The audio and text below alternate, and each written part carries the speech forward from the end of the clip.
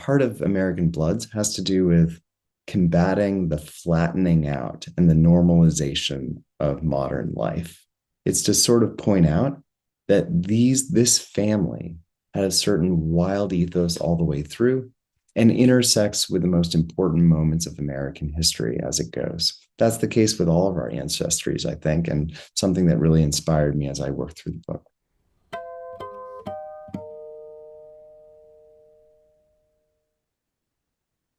Good evening, everyone. Thanks for joining this American Inspiration event presented by American Ancestors in partnership with GBH Forum Network.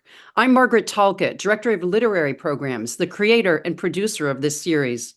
All of us behind the scenes are delighted you're with us tonight in the land of American history, looking at one family of adventurers, explorers, intellectuals, and changemakers, the spirit in them and their intersection with our country's history and culture, from colonial days to the middle of the last century. On your screen is the schedule for our hour-long event centered on the book American Bloods by John Kaag.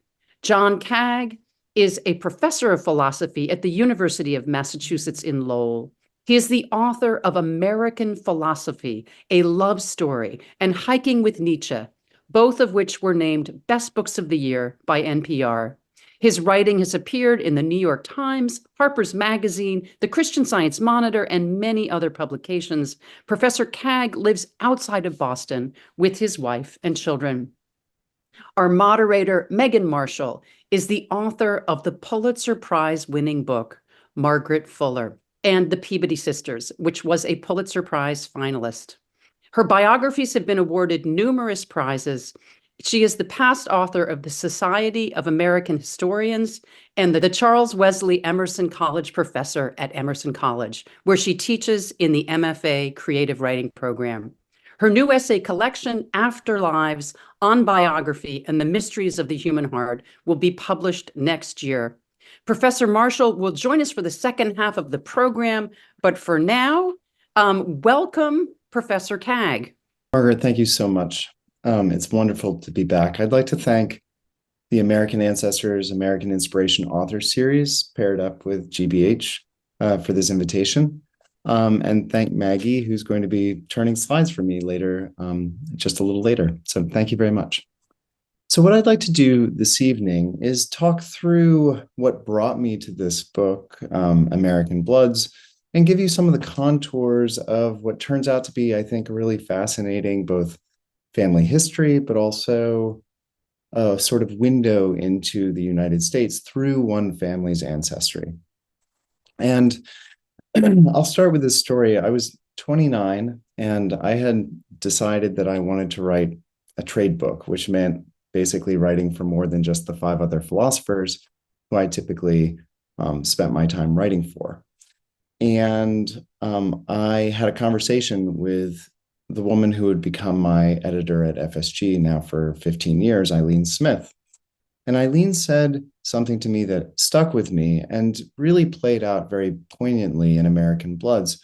She said, wait until the book finds you. It's not about you finding, it's not about you just coming up with an idea. You have to wait until it sort of seizes you. Both the idea and then sometimes the circumstances, sometimes the manuscripts or the documents that you find. And this was good guidance for American Philosophy, A Love Story. It took me finding a sort of abandoned library up in the hinterlands of New Hampshire to give me the idea for that book. And it was just sort of this chance occurrence. I think that many people who are interested in genealogy and ancestry are sort of treasure hunters, and they sort of look for stories that they come across unexpectedly that then take them on a journey. And this was the case for American Philosophy, A Love Story. And it took me in the direction at the time of a sort of combination of philosophy and memoir. I'm interested in sort of the way that philosophy can bring to life our own personal stories. And that's what Hiking with Nietzsche and American Philosophy sort of did for me. And so the philosophical idea of know thyself was really expressed in both figuring out the way that philosophy can give you a way to see yourself, but also think through your own family histories. I'm of the opinion that to know thyself really is the process of getting to know your past, both in the very immediate familial sense, but also in the long sort of political or national sense. Now, I took a turn in my writing in 2020. I went through a second divorce, and I went through bypass surgery, and I remarried. And I moved into a house. My wife Kathleen and I moved into a house on the shores of the Concord River. And it was a very old house. It was built in 1743. And it sort of appealed to me because I had always been interested. My intellectual heroes are Ralph Waldo Emerson, Henry David Thoreau, and William James. And I live now just a stone's throw from the Concord border and on the river where Emerson and Thoreau would paddle. And we moved into the house and we started to unpack. And as you know, maybe many of the listeners know that old houses have secrets, and they have secret passages. Sometimes they have secret rooms, they have secret cupboards. I didn't really know about this until I moved into this house. And I was in the living room one evening unpacking, and I opened what I thought was a cupboard. And sometimes 1743 houses have cupboards that aren't really cupboards. This one stretched back around a central fireplace. It was about 8 feet long. It was a room. And at the back of the room was a single chair. And on that chair was a sort of bag, a paper bag with manuscripts and Xerox copies inside. And this is probably an experience that many of us or many listeners have had, where you just don't know what you're going to find. And I pulled out this Xerox copy of a manuscript. It was about this thick, about 300 pages. And on the front, it said, "The Story of the Bloods, privately printed by Roger Deakins." And I discovered that this was the most wonderful, convoluted genealogy that I had ever discovered. And this was the genealogy of the American Bloods. It turns out that we were living in a bloodhouse, and not only a bloodhouse, but a particular blood who I was already sort of familiar with. His name was Thaddeus Blood. And I knew Thaddeus Blood because he had been interviewed by Emerson. And I knew his son, Perez Blood, because he had been close friends with Thoreau. And then I began thinking, and I thought, I also know a Benjamin Blood because he was the best friend to William James. And all of a sudden, I remembered Eileen's comment, "Wait for the book to find you." And this was the book. And from that point, I went back to the beginning of this story of the Bloods, this genealogy that included 5,000 names spanning all across the nation. And I encountered this gentleman. This gentleman is a man by the name of Thomas Blood. And he's the shadowy figure that sort of stands behind many of the stories that the Bloods told about themselves. It wasn't quite clear what relation he had to the American Bloods, but one thing was certain. This was a ruffian of uncalculated proportions. So Thomas Blood was born in 1618, and while most of the book has to do with the American Bloods, Thomas Blood was brought up during the British Civil Wars. And it's very easy to think that the American Revolution and the conflicts that sort of form our nation are principally contained within a particular geography, the United States or the Americas. But it's more accurate to say that the American Revolution and the colonial project was formed in a particular approach to the crown, to government, to civil society that started in the British Civil Wars. And Thomas Blood, it turns out, was the only individual who not only pushed back against the crown, but actually stole the crown jewels from the Tower of London. Thomas Blood sort of came of age during the British Civil War. He fought first for Charles I, changed sides, fought for Cromwell, changed sides again. but ended up basically going after Charles II, or rather being pitted against Charles II.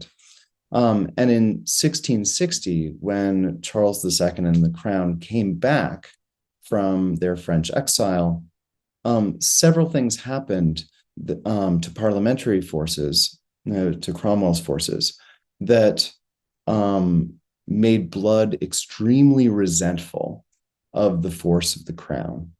And so Thomas Blood begins this story. To me, he was a Blood that I hadn't discovered, but he represented to me a strain of wildness that you could trace through all of these Bloods that underpin the 8 chapters of American Bloods. We talk about wildness in terms of Henry David Thoreau saying that in wildness is the preservation of the world. But Thomas Blood represented a type of unruliness, a type of outcast nature that I thought was really interesting to think about our own American project as having this type of borderland mentality, a type of outcast mentality that Thomas Blood really represented. He had what was called a murderer's thumb. In other words, a thumb that was usually two sizes too big. But in his case, he actually was a murderer. Now, what's interesting about Thomas Blood is that when he dies, a certain rumor sort of spreads through the British Isles that he didn't die at all, that he has escaped to the United States or to the colonies. And that's where the story then goes. So between Thomas Blood living in the 17th century and this gentleman who squarely sits in the early 19th century, first half of the 19th century, there are settlers that sort of come over from the British Isles to the colonies that are Bloods: James Blood, John Blood, and Robert Blood. James Blood settles in Concord, and we think, oh, this settler. And James Blood was a sort of good Concord settler. He was a free man in the colonial sort of era, which means that he was situated in a particular type of community and held a particular place in the community of early Concord. And his house was seated where the old manse, Nathaniel Hawthorne, and then Ralph Waldo Emerson's temporary home, and Ralph Waldo Emerson's grandfather's home, where that was actually seated. James Blood's homestead was in the seat that we take, at least in New England, to be the sort of crown jewel of American letters. But for James, it was just his homestead. Robert Blood, however, was not nearly as well-behaved, let's just say, as James. Robert moved to the outskirts of Concord and settled in what today is Carlisle, Massachusetts, where Henry David Thoreau once called the city in the woods. And it really was, and still is, a type of very wooded community, sort of wild in nature, out on the outskirts. But in Blood's time, it was extremely remote. And Blood established a 3,000-acre plantation just with his kin on the outside of Concord. And what's interesting in all of the Bloods is that they are constantly sort of pushing back against the social contract in very interesting ways. The social contract being this tacit agreement between individuals and governments, whereby individuals give up certain liberties in order to be, given secure goods by governments that they couldn't secure for themselves. This social contract was basically challenged first in the British Civil Wars, where the crown wasn't providing certain types of services and individuals like Thomas Blood would push back. Then again with Robert Blood, when he reached the colonies, instead of sort of joining Concord, he lives on the outskirts, on the borderlands. And what you find in these sort of early tales of settler life is that they were extremely resentful of Concord rule coming over and trying to, even in the 1680s, tax the individuals that lived in Blood's farm. We think about the American Revolution and we think, oh, this was caused by taxation without representation. That was the conflict. But basically Robert Blood living in Blood Farm or Blood Plantation, pushed back about Concord rule and Concord taxation something like 70 years before the revolution came about. Robert's brother John was even more of a ruffian. He never married. He lived also right across the street from Robert Blood. And over the course of 30 years, 116 Bloods were living in Blood Farm at the same time in different houses across this area. If you fast forward to the place where Ralph Waldo Emerson begins to sort of make a home back in Concord in the 1830s, we find him interacting with a Blood, Thaddeus Blood. Thaddeus Blood was the gentleman who once lived in my house.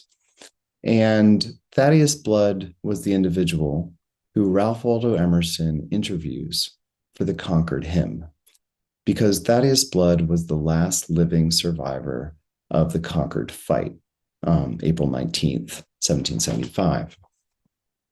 And what's interesting about Thaddeus is that his interview with Emerson, which is documented both in Emerson's journals and then in separate accounts, really gives us the clearest picture of what the Concord fight, this beginning moment of the American Revolution, was like.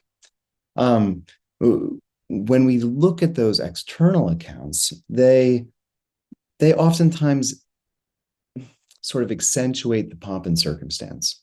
But what you see in Emerson's interaction with Thaddeus is that this sort of moment of American freedom fighting was a wild affair, not necessarily this sort of pomp and circumstance. Everyone was afraid. No one knew what side everyone was on.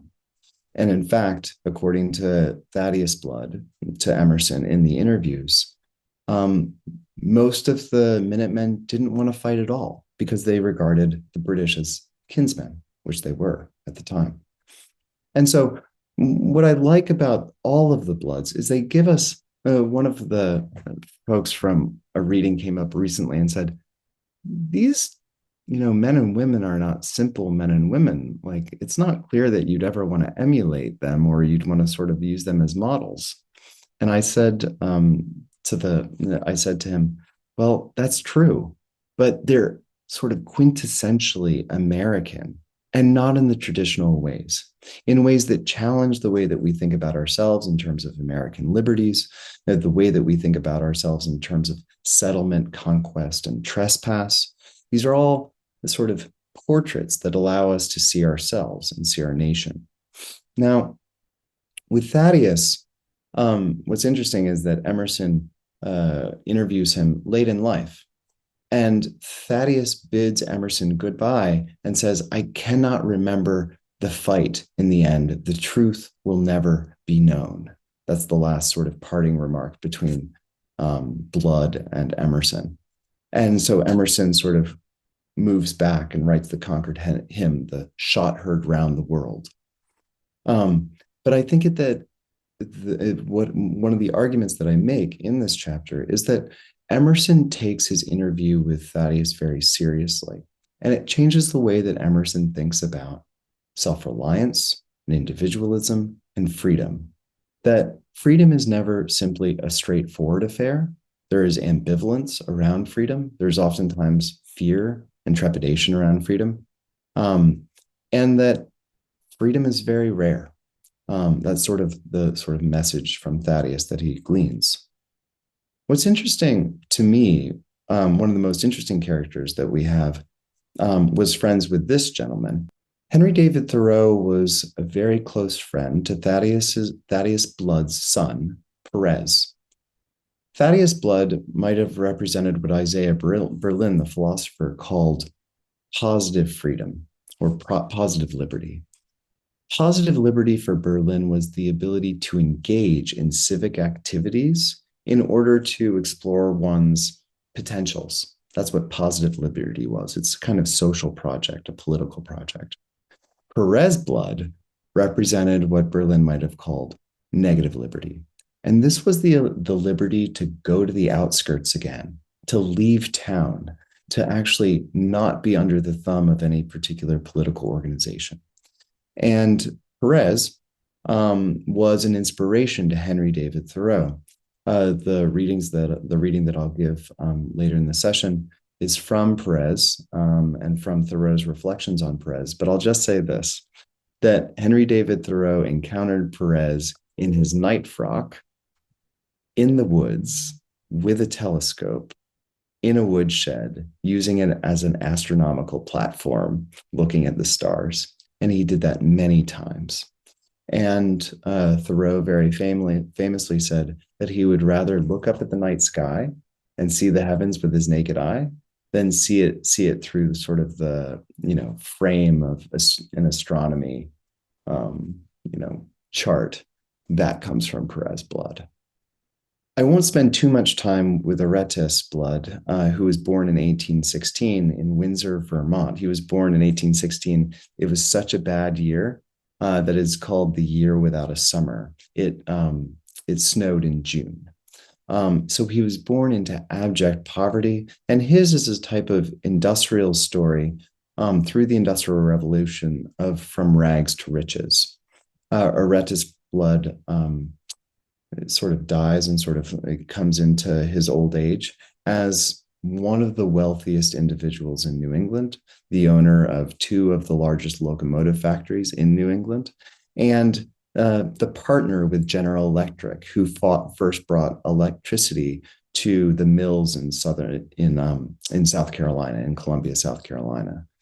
Now, the story of Aretis, like the story of Thaddeus, gives us a sense of ambivalence about the American project. We see this rags to riches story. Aretis was, in some ways, a great triumph. But one of the sort of messages of this chapter is that there are costs entailed to the American industrial project. Now, I understand that there are many folks in the audience that are from the Midwest and from Kansas. Welcome. And I just want to spend a little bit of time talking about James Blood from Lawrence, Kansas. Now, it's a mistake to think that the colonial project sort of stays in New England. And we oftentimes, many of my colleagues in history or in American studies, focus on New England exclusively. What I was interested in is sort of charting the course of blood and ancestry across the United States. And this is where James Blood comes in.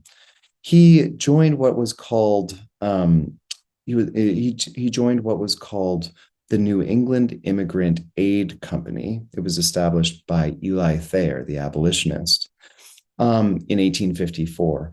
And James Blood comes through Minnesota and down into Kansas in 1854 and arrives in Kansas right in time to see Kansas explode into what is known by Civil War historians as Bloody Kansas, a moment when the questions about abolitionism, the questions about slavery, and the sort of advance of slavery or abolitionism across the United States was deeply in question.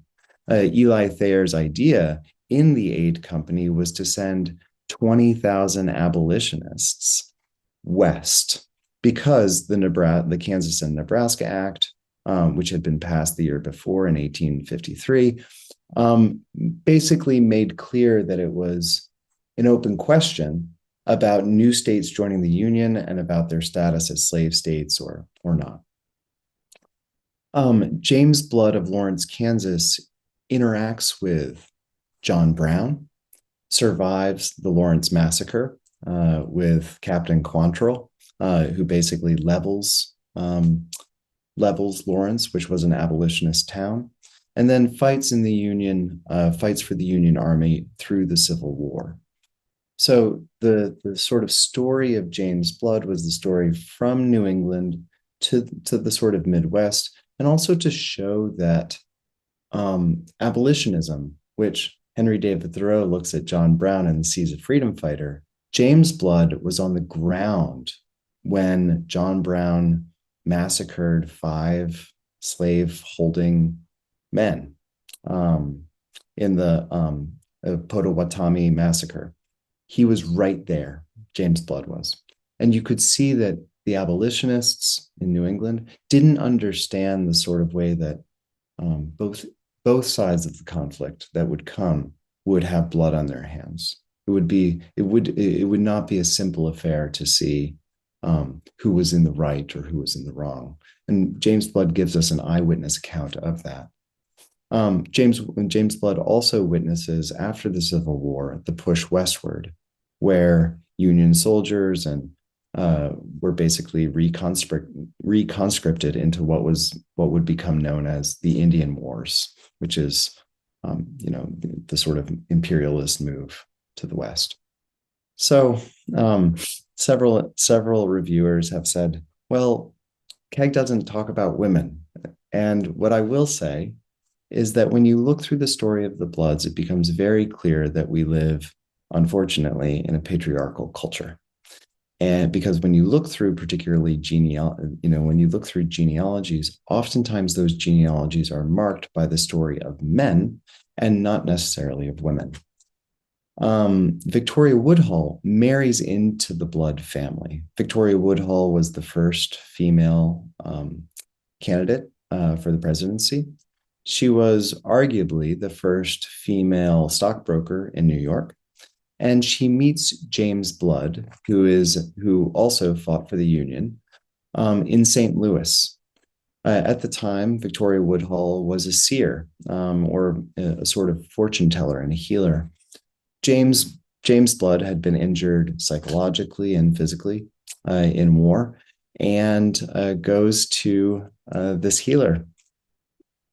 She falls into a trance in this sort of seance that they're sitting together in, and announces that he and she will be married and live together happily.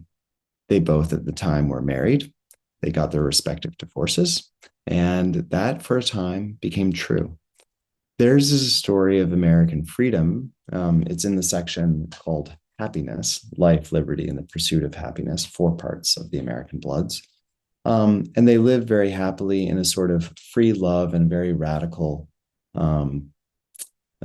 household for a long time. You'll have to read the book to sort of get the juicy tidbits out of that relationship. And finally, the last chapter has to do with my intellectual hero, William James, and his best friend, Benjamin Blood. Benjamin Blood, if the ethos of wildness runs through all of the American Bloods, Benjamin Blood was probably the most wild of the bunch. He also, thankfully, left the most manuscripts and the most documentary evidence behind. Benjamin Blood was a philosopher, a pugilist, a self-described pugilist, boxer, a heavyweight weightlifter, a model. He was a wild man, but he was friends with William James because they were interested in consciousness raising or consciousness changing. Well before Michael Pollan thought that psychedelics could change your mind, Benjamin Blood was onto this intuition. And he was the first to give what becomes America's first description of a psychedelic trip in The Anesthetic Revelation and the Gist of Philosophy, published in the 1840s. And this is the book that William James, founder of American pragmatism, but also the founder of empirical psychology, came across. And it sort of caught James's attention so much so that he spent basically the 1870s trying the same psychedelic trips that Benjamin Blood had. They became lifelong friends, 30 years. And in the end, William James writes, the last writing of William James is dedicated to this individual, Benjamin Blood. James calls him a pluralistic mystic and takes, I think, something from Blood when Blood says the universe is wild as a hawk's wing. And if you're in it, part of American Bloods has to do with combating the flattening out and the normalization of modern life. It's to sort of point out that this family had a certain wild ethos all the way through. and intersects with the most important moments of American history as it goes. That's the case with all of our ancestries, I think, and something that really inspired me as I worked through the book. I'm now very, very happy to welcome Megan Marshall, and I look forward to her questions. Hi, John. Thanks for this really fascinating overview of a book that's so rich in detail and also a great sense of adventure, both your adventure of discovery and the adventuring of these bloods through the generations, through centuries, really. So I want to look at a couple of bigger issues that this book raises, and one of the things that's I think is so fascinating and successful about this book for people who are interested in family history is it really brings up, I think, what are we looking for when we're looking at our families? What are we looking for when we're finding our ancestors to the extent we can? Not everybody can. And I wonder what you think about, yourself personally, or since you've written this book, about the notion of a family character, a family trait. Did the Bloods sort of think they were, I'm a Blood, so I must be a borderer, I must be wild? Or do you think, the quest of the family researchers to find where they fit in an arc of history, as you've also placed these Bloods? I think that the sort of Delphic instruction to know thyself is one that sort of most genealogists and most historians have sort of deep down. I think that when it comes to family histories, a lot of it is in the blood, even if we don't like it. And I think about my own sort of forays into memoir and trying to figure out who I am and trying to figure out what have I inherited from my father. I have certain proclivities that I have that are his against my will. Similarly, things show up again and again. Patterns repeat themselves through our family histories. So I think that we are determined in some ways by traits that are passed down. But there's a lot to be said for sort of the context that we're brought up in. And what's interesting is that I think the Bloods both had this sort of spirit, force, sort of vital blood common to them, but they also set up households and set up circumstances that reinforced what might have been their native dispositions. And I think that that's instructive to what we typically do as well. I see. Yeah. And so I think that it's a mixture of nature and nurture. But I think when we also look back, we are looking for our own place in our family history, but then also trying to figure out where our families are situated in a larger national story or in a larger geopolitical story. And I think that there's a type of sadness when our family lines run out, when our investigations hit dead ends. And that's why we sort of push further, because we want to know that we're sort of rooted in the past in this sort of more robust, sort of complex line, not just our sort of DNA from our parents, grandparents, great-grandparents. So as a philosopher, this is a departure for you to write a sort of sweeping history. Did you find that your training as a philosopher was a help, or did it sometimes make it hard for you? And did you bring to this a sort of sense of the philosophy of freedom or of wildness? Yeah, that's a nice question. Thank you. So you're going to get a lot of philosophy if you read American Bloods. I haven't gotten away from it that far. So you see Machiavelli and Hobbes showing up with Thomas Blood, and you see Locke and Thoreau and Emerson showing up in the middle sections. And then you see Victoria Woodhull with feminist philosophy and William James showing up in the sort of end. So I never get away from it too much. I'm always interested in the ways that thoughts come out of life and then percolate back in order to change the way that we act, both as a country and also as individuals. That being said, I think that it hindered my progress at first because history and philosophy are very different. And I had always sort of lived up in my head and not paid enough attention to the flesh and blood realities of life that are incredibly interesting as from a historical point of view. And so one of the messages that I took from Benjamin Blood's anesthetic revelation and the gist of philosophy, which sort of underpins the last chapter, is that Blood says that life always outstrips our abilities to understand it. That there's always this residual, that there's always this sort of uncontained aspect to life. Benjamin Blood says this in his book. And it struck me so powerfully because at that point, I went back into the history and I said, stop trying to make everything so perfect. Stop trying to make everything fit so well. Like, this isn't just playing with ideas. These are individual and particular lives with their foibles and with their,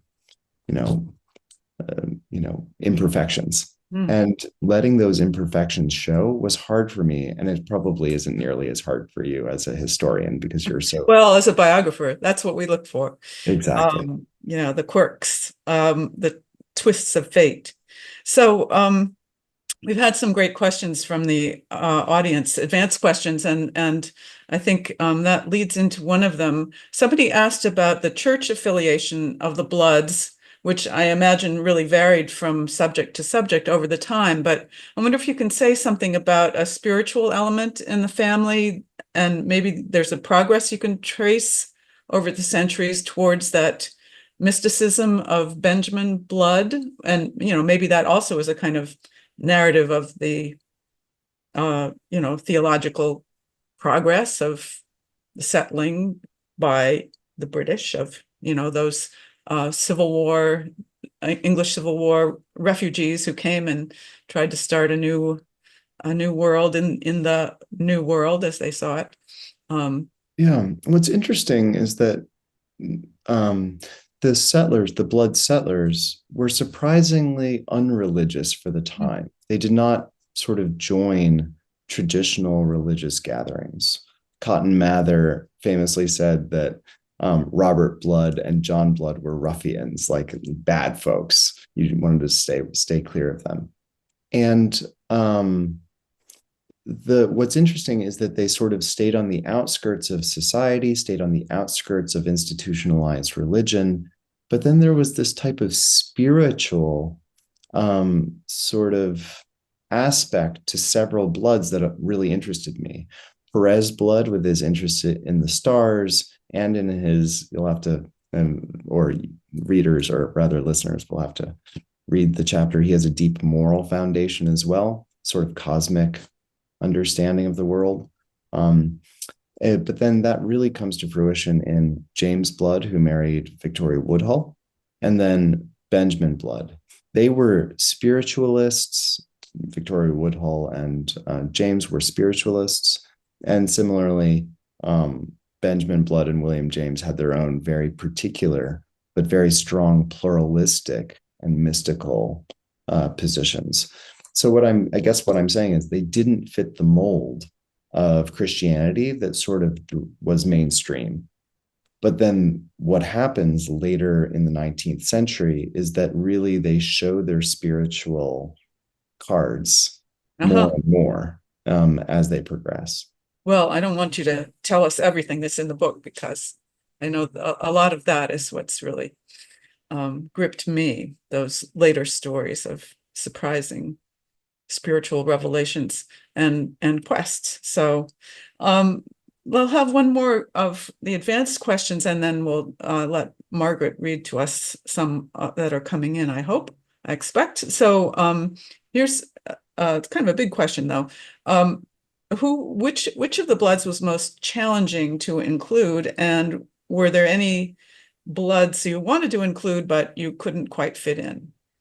Yeah, that's a great question. So my heart and soul sits with Perez Blood. And he's the astronomer who was Henry David Thoreau's friend. Excuse me. Henry David Thoreau's close friend, but I could not find enough documentary evidence to sort of flesh this mysterious individual out. And so I went through every town, every town clerk's cupboard looking for information. So it was a real challenge. I'll read a section from his chapter. But there were many points where I would have wished to have more documentary evidence for the blood women. Simon Willard's, his daughter, Elizabeth Willard, was the daughter, or rather the wife to Robert Blood.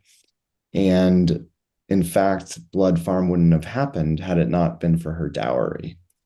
One of the issues is that Elizabeth Willard's documentary, there's not necessarily a large sort of documentary evidence that could be inserted easily into that story. Similarly, there was Elvira Blood, who was the wife to a ship's captain, who basically became a ghost. I won't say more than that. And there's a sort of very famous story, a very, very quick famous story in the genealogy about her basically haunting her husband. And I included her, but I really would have liked to have dedicated and it. the mysterious, were they sisters of Paris Blood who were, helping him stay at his telescope? They were precisely. And I mean, the Perez Blood sisters were really the only reason why he survived. Yeah. And the only thing that I could find, regarding them was that there's this story about him driving them to church, not him, them to church. And so there's always a bit of a frustration when you know that there's a story, but there's not necessarily enough documentary evidence to supply the story. Well, I appreciate that you did not turn to fiction, as some people will do in those cases. Anyway, so Margaret, maybe you want to join us and Yes. Bring in some more Happy questions. to join you. Live questions? Yes, definitely. First off, I'm looking over the list of participants tonight. I mean, there are, 3 or 4, if not more, Bloods online with us tonight, who are, and we're hearing from them. And just one really general question is, how closely are these people related? This is a question coming in. Is it mainly that they have the same name and they're distantly related? Or, could you comment on that? Just sort of how close they are. So in the opening, in the front cover of the book, I tried to give a sort of rough family tree, and you stay fairly closely related through the settlers, the colonial period, up through Aretis Blood. So the middle of the book. But then it does go a bit far-flung.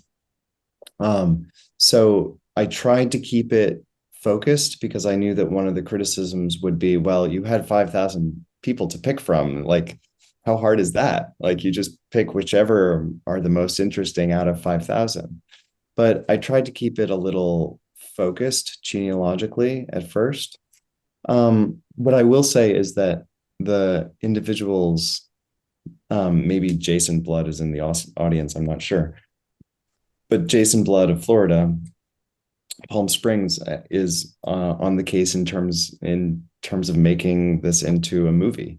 And so they're very interested in Blood family history. It seems like the Bloods are uniformly interested in genealogy, at least the Bloods that I've come across, but it's such a large contingent that it's hard to say whether I'm just getting a self-selecting population.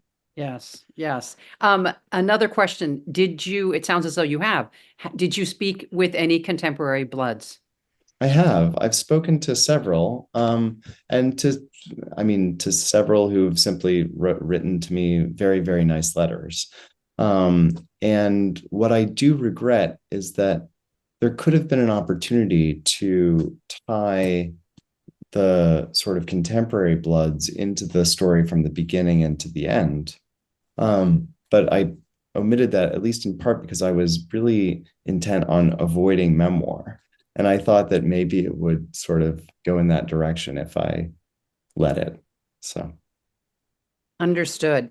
A question that I think is, you address this early in the book. Are the Bloods of Groton, Massachusetts related to the Blood family of Concord? And I guess my question to you is, how big was that tract of land? I mean, they owned a lot of land, it seems like.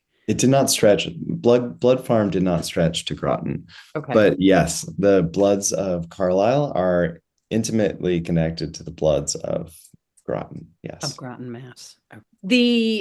Someone has made note of the various, it's clearly this person's read the book already, the various quotations at the start of the chapters of the book. You've got Dante in there, and Machiavelli, and Teddy Roosevelt, and a Cherokee myth, and then there's some mentions in the questions about wolves. And so it's a really very interesting frame that you've given this book around quotations and philosophy and the theme of wolves. Is there, particularly the quotations, how did you come upon them? What was your method in doing that? Well, not to give away anything, but I mean, this wolfish character is what I see as the sort of underlying line of both American history and also of the Bloods that we've highlighted here. And so each of the quotations have to do with wolves, and I track them more or less chronologically, or I try to find quotations that map more or less historically the moments that we're thinking about. And then the exception to that is this story of there are two wolves in all of us. The one is good, one is evil. The child says, excuse me, the child says, which one survives? And the old man says, the one you feed.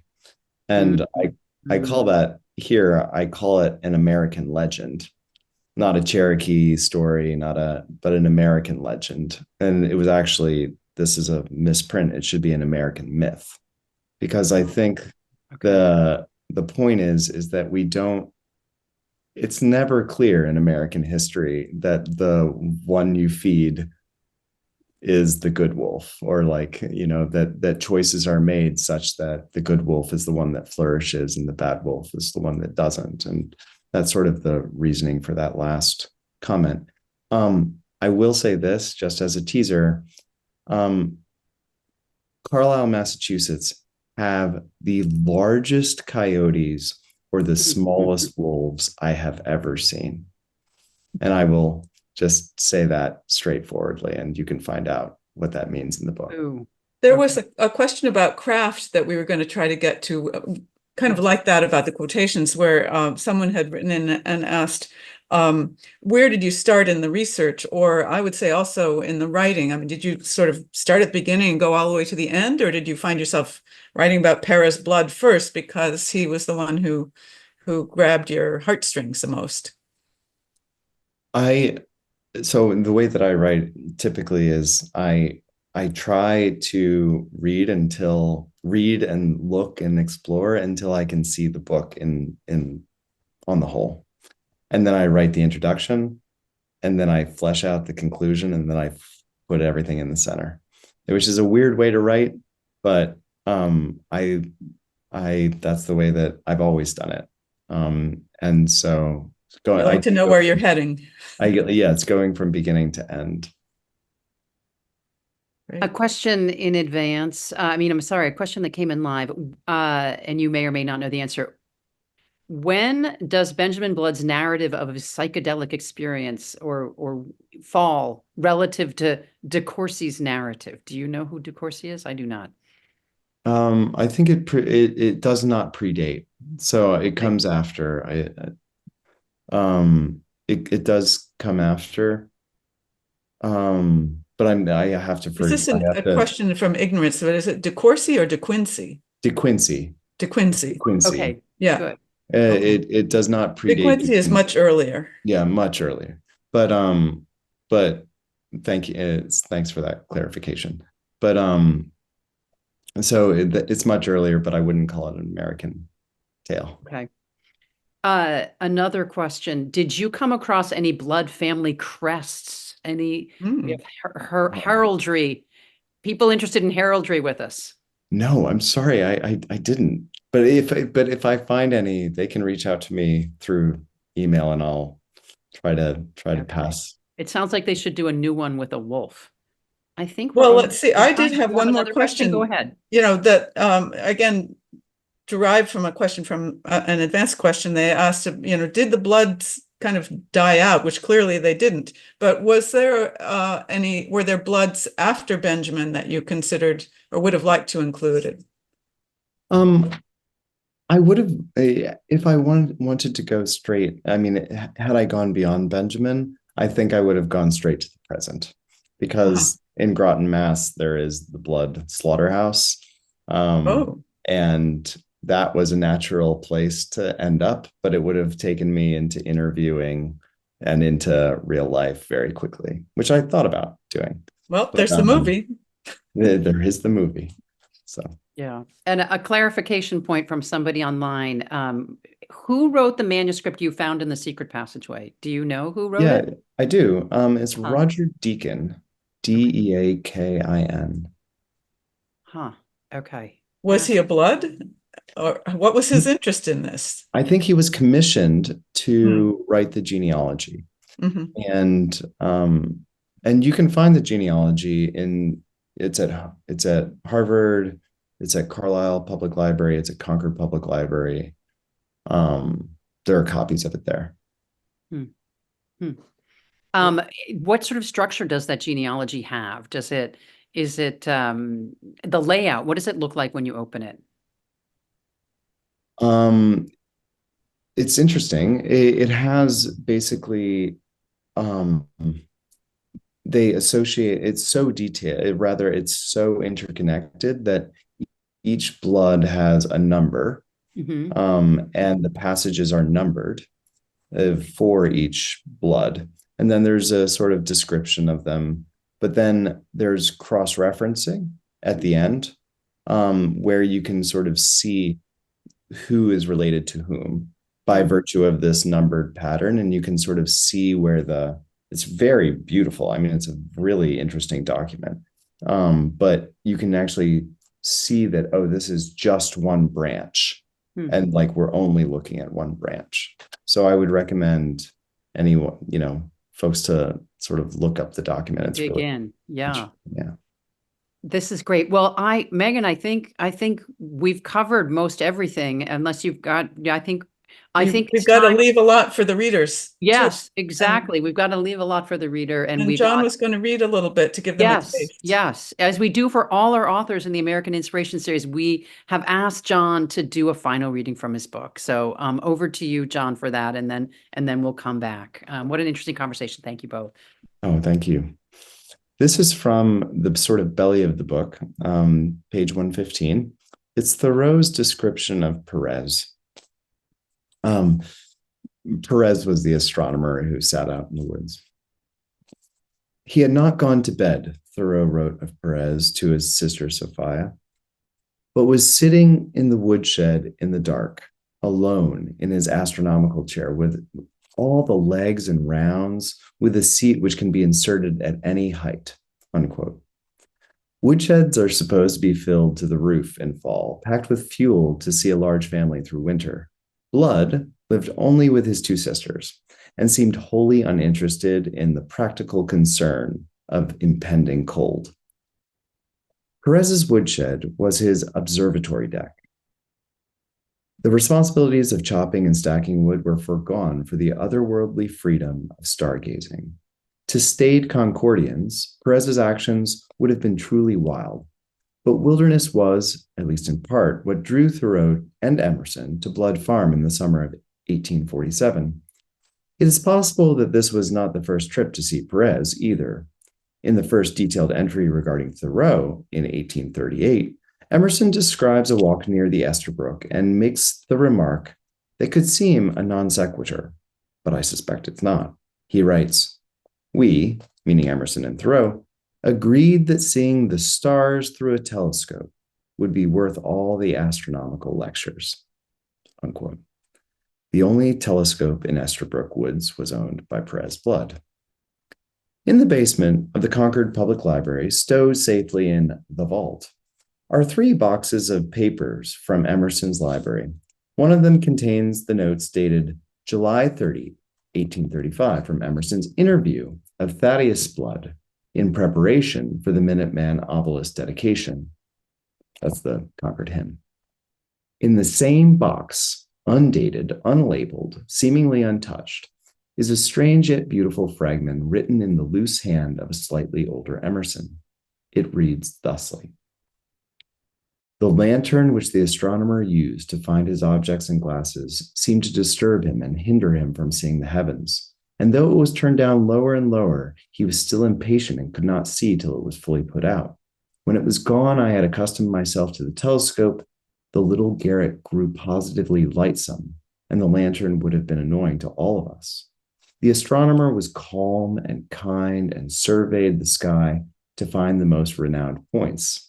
And unlike any other showman, relieved of all responsibility, since nature was at the expense of the entertainment. I saw through his telescope the dumbbell nebula in the Fox and Goose constellation, and what was reckoned to be the farthest reaches of nature, the nebula of Orion." And this is what I think is beautiful about Emerson's comment. He writes, "We were all well entertained and apprehended once again the vastness of nature, how enormous the lesson is we have to learn." Was this astronomer Perez? It could have scarcely been otherwise. If Blood impressed Emerson, he utterly captivated Thoreau, who wrote, "We saw Saturn's rings and the mountains on the moon, and the shadows in their craters and the sunlight on the spurs of the mountains in the dark portion." I think what's very interesting about the American Bloods is that it sort of draws us in to those dark portions. I really want to thank Margaret Talcott, and I also want to thank the whole crew here. It's been a real pleasure. Thank you so much. And I loved that reading. Your writing is just beautiful. And hearing about Perez Blood and his life interwoven with Emerson and Thoreau, it makes me think of really all the lost characters in American history, the individuals left unexplored until academics such as you bring them to life, or a wise family historian takes action. What a beautiful work you have done. It's not just fascinating, it's really inspiring to many of us.